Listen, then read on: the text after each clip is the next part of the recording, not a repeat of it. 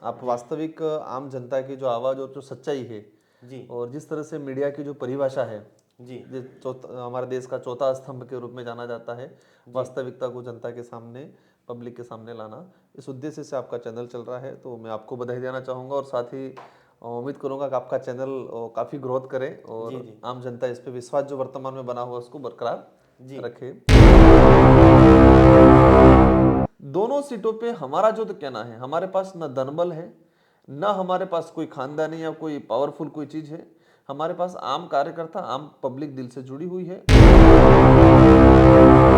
हमने भी इंडिया गठबंधन का साथ दिया था जी क्योंकि देश के अंदर कोई भी तानाशाही, भले कांग्रेस करे बीजेपी करे, और वर्तमान में देखा गया कि पिछले कुछ समय से 10 सालों से बीजेपी के अंदर एक तानाशाही एक रवैया आ गया था। अभी उपचुनाव में कांग्रेस कांग्रेस हित की बात कर रही है। जी जिस दिन कांग्रेस देश हित की बात करेगी हम साथ में काम करेंगे। उनका एक भी स्पीच अभी तक बिना राजकुमार, बिना बीएपी के पूरा नहीं है। मन्नालाल जी एक अधिकारी वर्ग से थे। एक हमने पहले शुरुआत में ये फेस किया था कि अधिकारी वर्ग से एक लीडर बना है, नेता बना है, तो अच्छा नॉलेज रखता होगा, अच्छा नॉलेज रखता होगा तो अच्छी भावना रखे, अच्छी सोच रखेगा और अच्छी सोच के साथ काम करेगा। लेकिन वो उनके अंदर मुझे लगा नहीं वो चीज, पता नहीं किस हिसाब से वो क्या सोचते हैं। एक अधिकारी वर्ग का लीडर है और वो कह रहा है कि बीएपी वालों ने पैंथर छोड़ा है। यार आप किस बात की। एक चीज हमने देखा भाजपा में यही होता है, जो व्यक्ति मानसिक संतुलन खो बैठता है और अपना विवेक से नहीं चलता है, ऐसे ही लोगों को टिकट दिया जाता है, जिसका उदाहरण मन्नालाल जी। लेकिन गवर्नमेंट ने आज तक साइंस का पद क्रिएट नहीं किया है। पद खाली होना और क्रिएट करना दोनों अलग चीज है, लेकिन गवर्नमेंट ने पद ही क्रिएट नहीं किया। तो युवा समझने लगा है कि हमारे देश को ये लोग खोखला कर रहे हैं। तो बड़ी दुकानें किसने सजाया था? लोकतंत्र ने सजाया था। जी और वो बड़ी दुकानें सज के लोकतंत्र को ही खत्म करने का काम करती है। तो जनता को समझ में आया कि जिस दुकान को हमने सजाया है, जिस दुकान को हमने संजोया है लोकतांत्रिक तरीके से, और वो राजतांत्रिक व्यवस्था पे आएगा, तो जनता 5 साल में अवसर आया तो उस दुकान को बंद कर दिया। एक माहौल बना हुआ है आपके चैनल के माध्यम से। क्या कहते हो, राजकुमार और बीएबी वाले तो जनरल के खिलाफ है। जी आदिवासियों के अधिकार की बात करना, आप आपके अधिकारों की बात करोगे, इसका मतलब आप मेरे खिलाफ थोड़ी हो। मेरा सीधा सा फंडा है कि हम हर उस व्यक्ति का विरोध करेंगे जो व्यक्ति छुआछूत भेदभाव, जो व्यक्ति मानव विरोधी गतिविधि, जो व्यक्ति शोषण की भावना रखेगा, उसका हम विरोध करेंगे। ये मुद्दा राजकुमार हो या भारत आदिवासी पार्टी का अकेले का भी नहीं है। आज भाजपा विरोध कर रही है, तो भाजपा के लोग ये तय कर ले कि नंदलाल जी मीणा भाजपा के मंत्री थे कि नहीं थे। नंदलाल जी मीणा ने खुद ने कहा बिल प्रदेश बनना चाहिए। जब वो वही महेंद्रजीत मालविया आज बीजेपी में जाके कह रहे नहीं हुई है, वो है वही महेंद्रजीत मालविया ने भी बिल प्रदेश की बात रखी है। नमस्कार, मैं मयूर अलवेला और आप देख रहे हैं उदयपुर न्यूज़। इस वक्त हमारे साथ कद्दावर शख्सियत मौजूद हैं। बांसवाड़ा के सांसद साहब राजकुमार जी रोज साहब हमारे साथ हैं। सर, अगर आपको बाप पार्टी का पोस्टर बॉय कहें तो इस बारे में भी कोई अतिशयोक्ति नहीं है, क्योंकि समस्त जगह जहाँ जहाँ उपचुनाव हो रहे हैं, बाप पार्टी जहाँ भी चुनाव लड़ रही है, आप ही के नाम पे चुनाव लड़ा जा रहा है और आप लोकप्रिय भी हैं। दोनों जगह क्या मानते हैं, क्या बाप पार्टी का जो प्रदर्शन है, 84 में तो ऐतिहासिक और सर्वाधिक मतों से आप चुनाव जीतते थे। सलूम्बर में जिस तरह से कांग्रेस ने अपना टिकट वितरण करा है और जिस तरह से बीजेपी ने सिंपैथी वोट गेन करने के लिए शांति देवी को टिकट दिया, क्या लगता है आपको, क्या इस बार जितेश जी कटारा में अच्छा प्रदर्शन कर पाएंगे और अनिल जी कटारा यहाँ पर? देखो, आपके सबसे पहले तो आपके चैनल के माध्यम से सारे दर्शकों को मेरी ओर से जोहार, नमस्कार। और मैं आपका चैनल का जो अब तक का मुझे लगा, आप वास्तविक आम जनता की जो आवाज़ और जो सच्चाई है जी और जिस तरह से मीडिया की जो परिभाषा है, जी हमारे देश का चौथा स्तंभ के रूप में जाना जाता है, वास्तविकता को जनता के सामने, पब्लिक के सामने लाना, इस उद्देश्य से आपका चैनल चल रहा है। तो मैं आपको बधाई देना चाहूँगा और साथ ही उम्मीद करूंगा कि आपका चैनल काफ़ी ग्रोथ करे और जी जी आम जनता इस पे विश्वास जो वर्तमान में बना हुआ उसको बरकरार जी रखे। पहला जो था आपका कहना हुआ कि भारत आदिवासी पार्टी का एज ए मतलब पोस्टर बॉय या एक चेहरा फेस के रूप में जाना जाए, ये मेरे लिए मतलब अच्छी बात है। खुश मतलब कहे कि सौभाग्य की बात है कि मुझे ये अवसर मिला है कि मुझे एक फ्रंट में अवसर मिला है, एज ए फेस के रूप में मैं काम कर रहा हूँ। लेकिन मेरी जो सोच कहती है कि मेरे लिए पार्टी और पार्टी की व्यवस्था सबसे महत्वपूर्ण है। और मेरा यही कहना है कि मैं पार्टी का आज वर्तमान में सांसद हूँ, राष्ट्रीय सदस्य हूँ, लेकिन एज ए आम कार्यकर्ता बन के ही पार्टी का एक छोटा हिस्सा बन के ही मैं काम करता हूँ दिल से। और वर्तमान जो स्थिति बनी हुई है सलूम और 84 के लिए, देखो पहले जो परिपाटी बनी हुई थी एक परिवारवाद और इसके बाद बलशाली व्यक्ति, मतलब बलशाली में उसको सबसे ज्यादा धन बलशाली, मतलब धन से जुड़ा हुआ व्यक्ति को टिकट देते हैं। और एक चीजें देखें कि संगठन के कुछ लोग ये चाहते हैं कि इशारों पे चलने वाला आदमी, हमारे इशारों पे चलने वाले लोग को टिकट देते हैं। तो वर्तमान 84 और सलूम्बर दोनों जगह भाजपा का देखे तो वो सामने ये आया कि इशारों पे चलने वाले लोग और बलशाली लोग और परिवारवाद पे ये फोकस किया गया भाजपा ने। और कांग्रेस की बात आए, कांग्रेस ने नया एक्सपेरिमेंट किया 84 के अंदर, लेकिन वो एक्सपेरिमेंट उन्होंने बिना सोचे समझे और जिस तरह से हमें काउंटर करने के लिए जो एक्सपेरिमेंट किया गया है वो उनका उल्टा पड़ने वाला है। और सलूम्बर के अंदर भी एक चीज सामने ये आई कि इस इलाके का कोई भी लीडर बनता है सबसे पहले जनप्रतिनिधि बनता है, बनने के बाद उसको फर्स्ट बार सेकंड बार विधायक या एमपी बनता है, इसके बाद एक बड़ा लीडर के रूप में उभरता है। तो रघुवीर जी एक बड़े लीडर के रूप में कांग्रेस के अंदर उभर रहे थे और कांग्रेस के अंदर भी एक अच्छी लॉबी है स्टेट लेवल की जो एक दूसरे लीडर को लीडरशिप खत्म करती है। तो रघुवीर जी की जो लीडरशिप थी उस लीडरशिप को खत्म करने का काम किया गया। कांग्रेस को एक बात समझनी पड़ती थी कि अगर वास्तविक कांग्रेस के हित के लिए सोचती तो डूंगरपुर, बांसवाड़ा, उदयपुर, प्रतापगढ़ इन 3-4 जिलों के अंदर 2 से 3 लीडर बड़े कांग्रेस के थे। रघुवीर जी थे, ताराचंद जी थे, मालवीय जी थे, ये अपने इधर बामणिया जी थे। तो मालवीय जी ऑलरेडी चले गए, ताराचंद जी को ऑलरेडी ये हो गया, तो एक ही लीडर बनता था, एक ही लीडर बचता था। रघुवर नाम था रघुवीर मीणा। लेकिन कांग्रेस के ही कुछ लोगों ने इस आदिवासी बाहुल्य क्षेत्र की कांग्रेस की लीडरशिप को खत्म करने का काम किया और इसका ताजा उदाहरण सलूम्बर सीट पे है। एक देखना पड़ेगा कि जो कैंडिडेट 3 बार बागी खड़ा हुआ और शायद कांग्रेस के अंदर सर्कुल उनका पार्टी की जो नियमावली बनी है उसमें यह है कि जो बागी खड़ा होता है उसको 5 साल के लिए निष्कासित किया जाता है। तो बागी खड़ा हुआ। एक दूसरा उदाहरण हम देखते हैं गढ़ी के अंदर, गढ़ी में कांता गरासिया करके आपने देखा होगा, पूर्व एमएलए रही लेडीज है, स्ट्रॉन्ग लेडीज है, एक मजबूत लीडर थी। एक उसने कुछ नहीं किया, उसका पति सिर्फ विरोध में जाके हमारे से लड़ा, उस लेडीज को 5 साल के लिए कांग्रेस ने निष्कासित कर दिया। और दूसरी तरफ रेशमा जी जो बागी चुनाव लड़ते आ रहे हैं आज तक, उनको कांग्रेस ने बैंडेड दे दिया। तो कांग्रेस के अंदर भी हमें जहां तक लगता है कांग्रेस ने दोनों जगह बीजेपी को उतारने या बीजेपी को जिताने के उद्देश्य से उन्होंने टिकट दिया है। वो खुद जितना या हमको जिताना है इस तरह से नहीं, वो बीजेपी जो चाहती थी उस अनुरूप टिकट देने का काम किया है। दोनों सीटों पे हमारा जो तो कहना है, हमारे पास न धनबल है, न हमारे पास कोई खानदानी या कोई पावरफुल कोई चीज है। हमारे पास आम कार्यकर्ता, आम पब्लिक दिल से जुड़ी हुई है और हमारा जो उम्मीदवार है वो भी आम घर से निकला हुआ उम्मीदवार है। और जनता दिलो जान से, जिस तरह से आपने कल 84 में देखा होगा सलूम्बर में, तो लोग अपने विवेक से, अपनी इच्छा से खुद का खर्चा करके आ रहे हैं। तो ये मानना पड़ेगा कि यहाँ चुनाव हम अकेले नहीं, जनता चुनाव लड़ रही है। और जहाँ जनता चुनाव लड़ती है वहां फिर जनता के सामने कोई भी बलशाली या कोई भी ताकतवर हो नहीं टिक पाता है। हमने हमेशा देखा कि दोनों ही जो राष्ट्रीय पार्टियां हैं, आप क्षेत्रीय पार्टी हैं, फिर भी डट के उनका मुकाबला करते हैं, पर एक पार्टी हमेशा आपके लिए ना तो अच्छा बोलती है ना बुरा बोलती, वो है कांग्रेस। बीजेपी हमेशा आप पर काउंटर करती है कई बार। और आपके तो खास मित्र मन्ना लाल जी, वो तो आपसे इतना प्रेम करते हैं कि उनकी हर पोस्ट पर आपका नाम या आपकी पार्टी का नाम अंकित कर ही देते हैं। ये प्रेम क्या कहलाता है? पहला जो कहना हुआ कि एक पार्टी जो बिल्कुल विरोध करती है, एक पार्टी बिल्कुल शांत रहती है।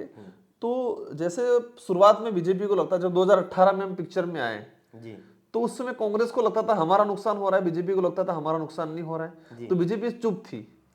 बीजेपी चुप थी। फिर बीजेपी को लगने लगा यार तो हमारा भी वोट खा रहे हैं, हमारा भी वोट खा रहे, तब बीजेपी रिएक्शन करने लगी। कांग्रेस का जो स्थिति बनी हुई थी, देखो हमने भी इंडिया गठबंधन का साथ दिया था क्योंकि देश के अंदर कोई भी तानाशाही भले कांग्रेस करे बीजेपी करे, और वर्तमान में देखा गया कि पिछले कुछ समय से 10 सालों से बीजेपी के अंदर एक तानाशाही एक रवैया आ गया था। जो बीजेपी का है वही देशभक्त है, बीजेपी का नहीं है वो देशभक्त नहीं है। इस तरह से जो भावना आई थी, तो हम सब ने मिलकर बीजेपी के अगेंस्ट काम किया था और कांग्रेस ने हमारा साथ दिया था और हमने भी इसका स्वागत किया था और हमने साथ में मिलकर काम किया था। लेकिन वर्तमान में परिस्थितियां चेंज हुई। कांग्रेस को लगा वो पार्टीवाद, लोकसभा में कांग्रेस राष्ट्रवाद और देश हित की बात कर रही थी और संविधान हित की बात कर रही थी। अभी उपचुनाव में कांग्रेस हित की बात कर रही है जी। जिस दिन कांग्रेस देश हित की बात करेगी हम साथ में काम करेंगे। जब कांग्रेस सिर्फ कांग्रेस हित की बात करेगी, जी। देश समाज ये भाड़ में जाए ये सोचेगी, तो हम हमारा काम करेंगे। उस समय साथ में मेल मिलाप। कांग्रेस से तभी हमारा संबंध बरकरार रहेगा जिस दिन कांग्रेस संविधान के हित में, देश हित में सोचेगी, उस दिन हम साथ में हो सकते हैं। लेकिन वर्तमान उपचुनाव में सिर्फ कांग्रेस का हित देख रही थी जी। और उनका यही था कि बीजेपी जीत जाए चले उपचुनाव में, जी। बीजेपी नहीं जीतनी चाहिए। क्योंकि आपका जो बढ़ता कद है काफी लोगों के लिए नासूर वो बन चुका है। एक चीज रहेगी, मेरे प्रिय मित्र जी। मन्नालाल जी, जी। उनका एक भी स्पीच अभी तक बिना राजकुमार, बिना बीएपी के पूरा नहीं है। जी। एक भी स्पीच। जी। वो उठते बेते खाते घर में, रात को सपने में भी राजकुमार और बीएपी आती है इनके। क्योंकि जिस तरह से स्पीच के अंदर इनकी स्पीच शुरू होती है और एंड होती है, तब तक मैं देखता हूँ जी। जी। हर कार्यक्रम में वो राजकुमार बीएपी आएगा, हर जगह, शुरुआत में और एंडिंग में। जी। तो उनके अंदर पूरे दिलो दिमाग में हम घुसे हुए हैं।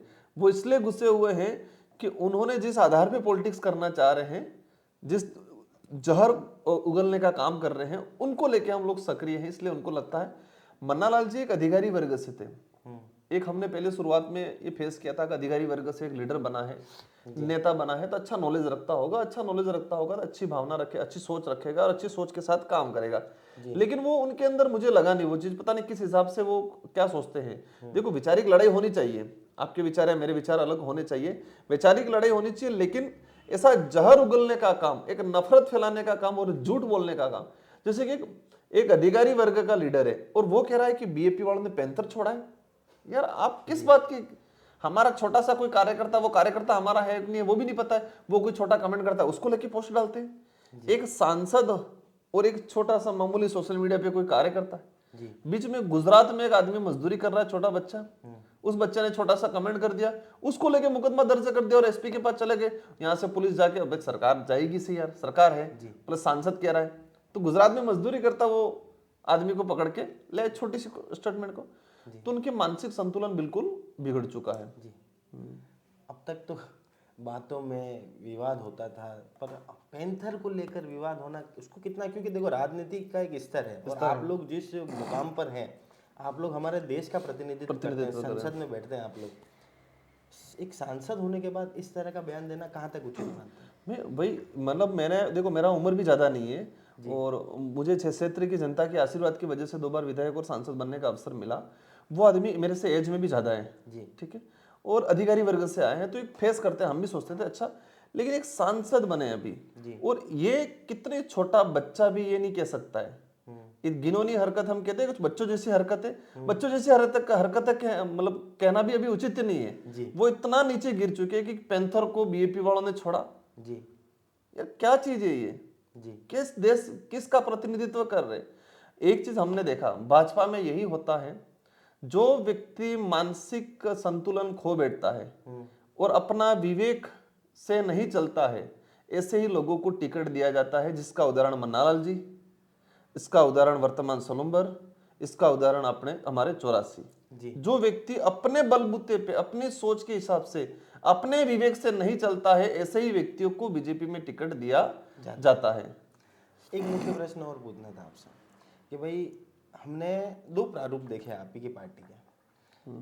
जो आपके विरोधी हैं वो ये कहते हैं कि आप युवाओं को बरगला रहे हैं, गुमराह कर रहे हैं, और जो आपकी पार्टी से जुड़े युवा हैं उनका दीवानगी का आलम इस तरह का है, वो ये कहते हैं कि जो कर रहा है, जो आदिवासी हित की बात कर रही है, वो सिर्फ एक ही पार्टी, वो है बाप।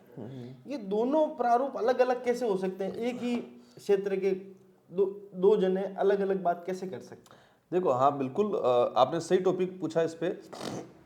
जो विरोधी है ये कह रहा है कि राजकुमार युवाओं को बरगला रहा है जी, वो गलत रास्ते पे ले जा रहा है, और दूसरी तरफ आदिवासी समुदाय या अन्य समुदाय का युवा भी आज एक तरफा हमारे साथ जुड़ा हुआ है। युवा वर्ग 99% हमारे साथ जुड़ा हुआ है जी। अब हम परिवार में क्या कहते हैं कि बच्चे को पढ़ाना है। बच्चे को क्यों पढ़ाना है? कि बच्चा पढ़ लिख के सही गलत का फैसला करे। अब इस इलाके का युवा पढ़ लिख के सही गलत का फैसला करने लग गया। वो पढ़ लिख के जागरूक हुआ, समझदार हुआ और सही और गलत को पहचानने लगा और उसने ये क्लियर किया कि राजकुमार राउत और भारत आदिवासी पार्टी सही है, तो आज सही के साथ खड़ा है। भाई बीजेपी कांग्रेस ने अंदर देखा गया, युवा समझने लगा कि राज्य कोष बनता है राजस्थान का, सेंट्रल का कोष बनता है, ट्राइबल का फंड आता है।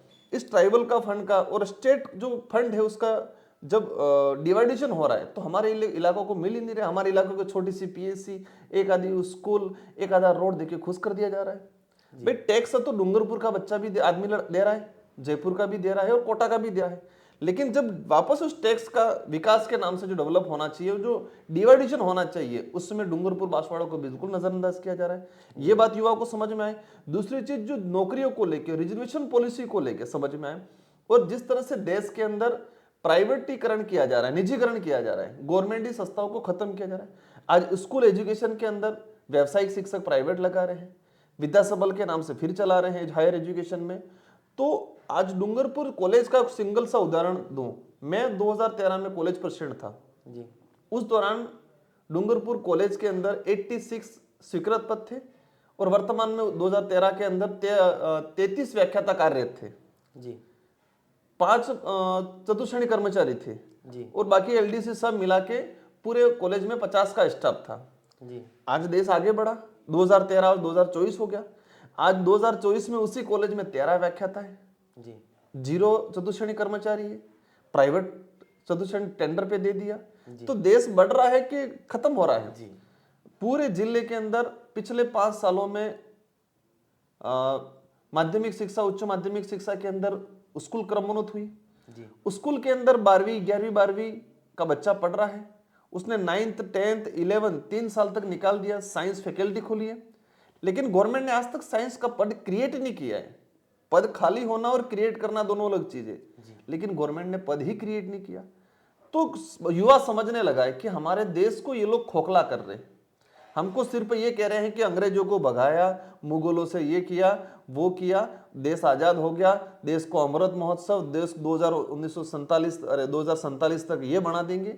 मतलब जिस तरह से स्कूल एजुकेशन खत्म हो रहा है, निजीकरण को बढ़ावा दिया जा रहा है, स्वास्थ्य व्यवस्था खत्म हो रही है, निजीकरण को बढ़ावा दिया जा रहा है।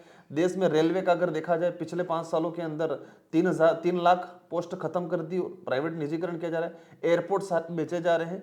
तो युवाओं को समझने में आया कि ये पूरे देश को बर्बाद करने का काम हो रहा है, सिर्फ धर्म की राजनीति की जा रही है। तो युवा आज हमारे साथ है जी।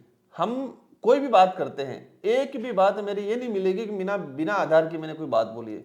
मेरी हर बात का आधार होगा, कोई न कोई एक प्रमाणित प्रूफ के साथ हम बोलते हैं।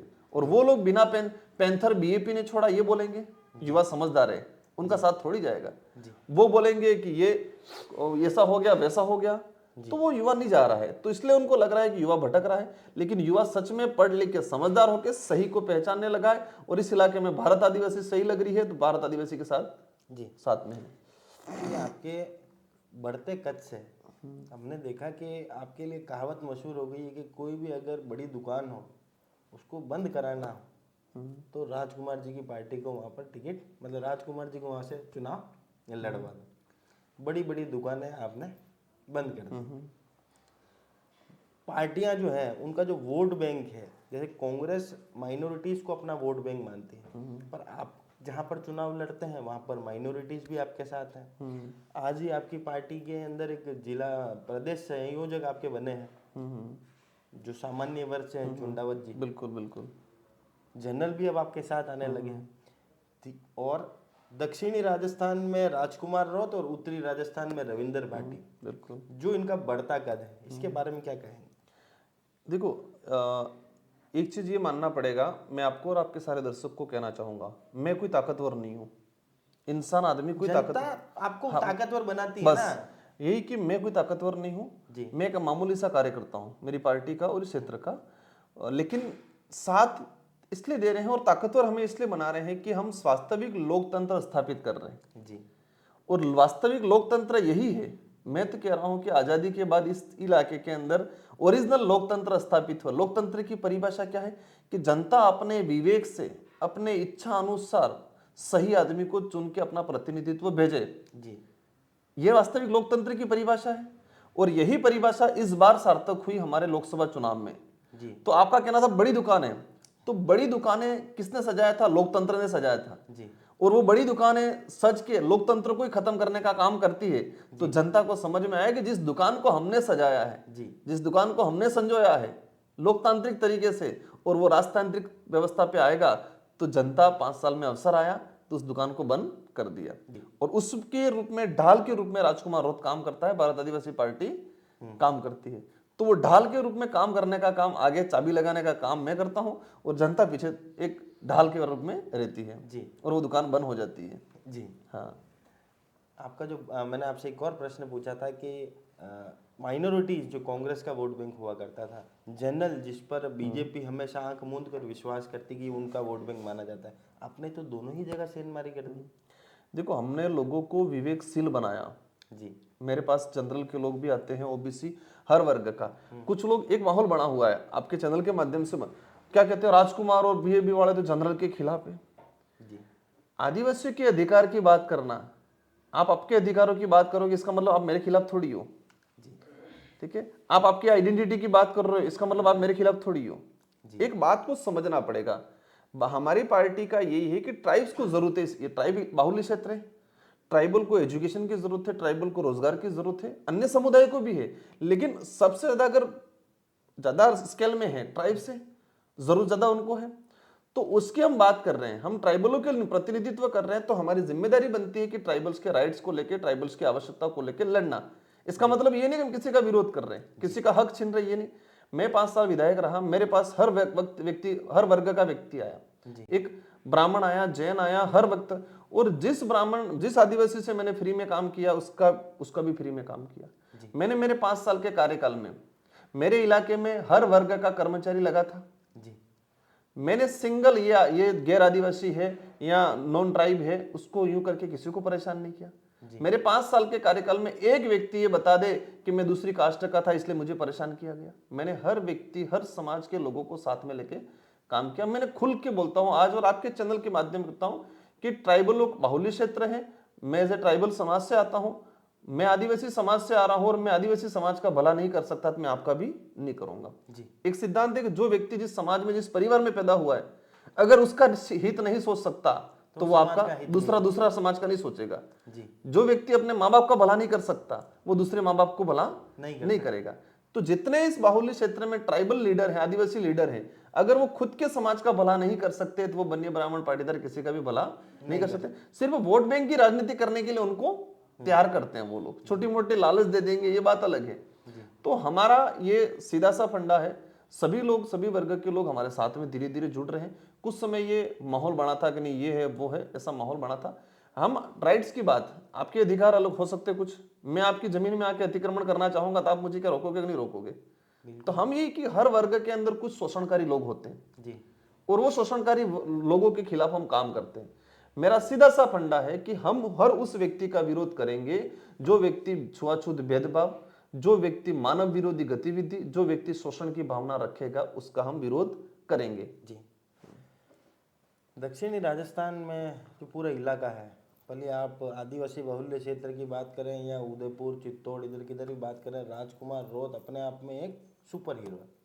जिस तरह से रविंद्र भाटी उत्तरी भारत में, ये जो कद है ये कितना चुनौतीपूर्ण है, क्योंकि इसको मेंटेन रखना ही तो अपने आप में मतलब एक सबसे बड़ी चुनौती है। क्योंकि लोग आप पर भरोसा करते हैं, हर इलाके में आप जाते हैं तो लोग आप पर ट्रस्ट करते हैं। क्योंकि कल भी हमने देखा नामांकन में आपने जिस तरह से प्रत्याशी को तो आपने ऊपर बिठा रखा था और आप आम जनता के बीच में चल रहे थे। आपने देखा? बिल्कुल ठीक है, ठीक है। देखो वही चीज मैंने आपको कहा कि देखो एक तो सबसे बड़ा ये जो वर्तमान में एक फेस बने हुए हैं हम, उसको मेंटेन करना हमारे लिए बहुत चुनौतीपूर्ण है। मतलब एक चीज है, ये चीज यही मेंटेन आप कांग्रेस में रह के करो या बीजेपी में रखो कि चुनौतीपूर्ण नहीं है, पार्टी आपके लिए ढाल बन के खड़ी रहती है। जी जी लेकिन हम सिंगल लोग हैं, हमारे भारत आदिवासी पार्टी से तो वो कांग्रेस भी हम पे अटैक करेगी, बीजेपी भी हम पे अटैक करेगी, उस लेवल को बनाए रखना हमारे लिए बहुत चुनौतीपूर्ण है। लेकिन इन्हीं चुनौतियों ने हमको मजबूत बनाया है जी और हमें पता है कि जब तक हम सच्चाई के मार्ग पे चलेंगे तब तक हम ये मेंटेन करते रहेंगे और हमें खुद पे विश्वास है कि सच्चाई के मार्ग पे हम चलते रहेंगे और ये पद मेंटेन होता रहेगा और आगे भी चलेगा।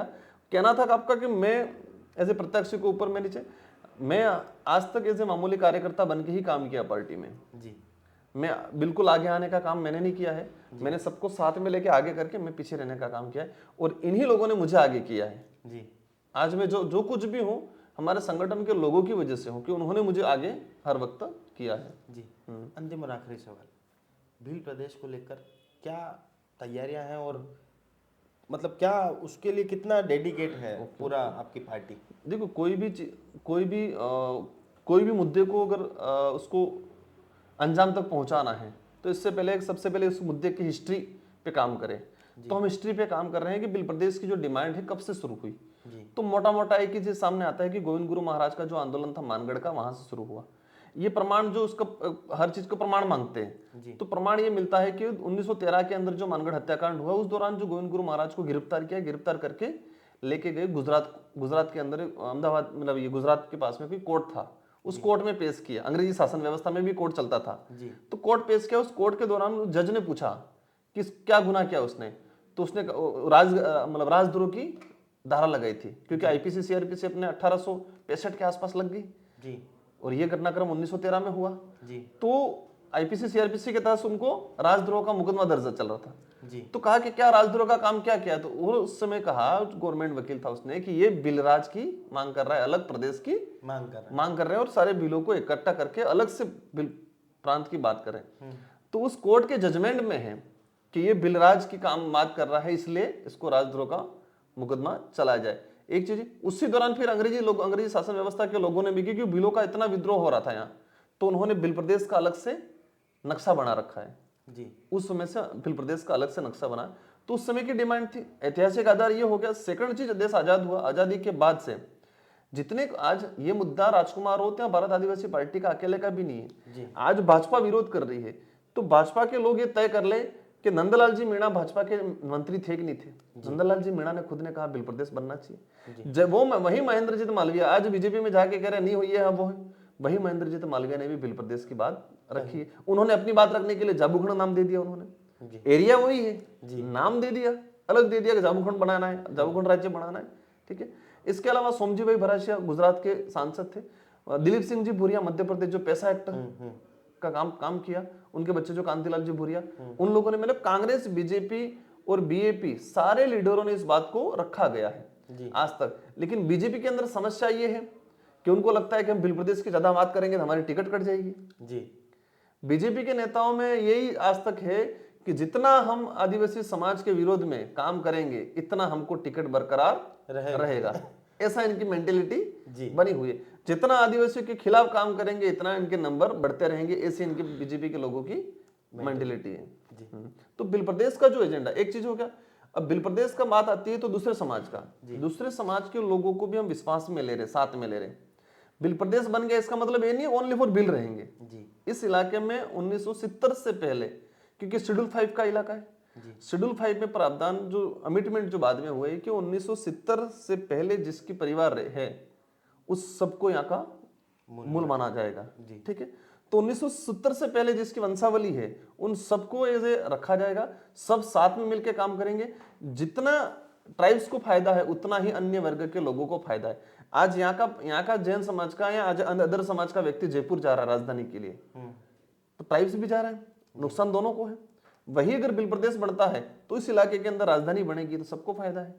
तो सभी लोगों को साथ में लेके समस्या है वो रुकेगी, यहाँ के पलायन की बिल्कुल रुकेगी, क्योंकि यहाँ का जो मिनरल्स है अदर स्टेट के लोग, गुजरात के अलग वर्ग, राजस्थान वाले अलग, तो यहाँ पर एक हम कोशिश करेंगे, हमारा पहला फोकस ये रहेगा। बिल प्रदेश बनता है तो किसी भी प्रदेश की सबसे पहली सुंदरता ये है कि इसका भौगोलिक सुंदरता बनी रहे, पॉल्यूशन नहीं रहे। हम लोग रिसर्च कर रहे हैं कि हम यहाँ पर ऐसे उद्योगों का तैयार करेंगे जो उद्योग पॉल्यूशन को खत्म, मतलब पॉल्यूशन नहीं करे। ठीक है। पॉल्यूशन युक्त उद्योगों को हम तैयार करेंगे, कुटीर उद्योग को। देश को चलाना या स्टेट को चलाना ये जरूरी नहीं है कि आपके पास बहुत ज्यादा पैसा ही हो, आपकी व्यवस्था मजबूत होनी चाहिए जी। आपको जीना है तो आपके पास 1 लाख रुपए है तो भी जी सकते हो, और आपकी व्यवस्था अच्छी है तो आपके पास 1000 रुपए तो भी जी सकते हो। तो हम ऐसी व्यवस्था डेवलप करेंगे, सोच डेवलप करेंगे, और सारे मिनरल्स को लेके जो प्रकृति को नुकसान नहीं पहुंचाए, ऐसी चीजों पे हम लोग काम करके एक मजबूत अर्थव्यवस्था स्टेट की बनाएंगे जब स्टेट बनेगा तो। जी, तुम्हारी विशेष मुलाकात थी राजकुमार जी रोज से, जिन्होंने स्पष्ट करा कि दोनों ही जगह ऐतिहासिक परिणाम यहाँ पर आएंगे और मजबूती से प्रदर्शन यहाँ पर कर रहे हैं। और साथ ही में सांसद मन्ना लाल जी के लिए, जो इनके गहरे मित्र हैं, उनके लिए इन्होंने बोला है कि उन्हें तो सपने में भी बाप पार्टी और राजकुमार रौत का चेहरा ही नजर आता है। अब ये देखना दिलचस्प होगा कि चुनाव परिणाम क्या कहते हैं, क्योंकि आपने जो रिकॉर्ड कायम करा था 84 में, क्या वो रिकॉर्ड टूटकर एक नया रिकॉर्ड बन पाता है नहीं, या 84 में कुछ आश्चर्यजनक परिणाम आएंगे। जय हिंद, जय भारत, जय मेवाड़, जय जोहार।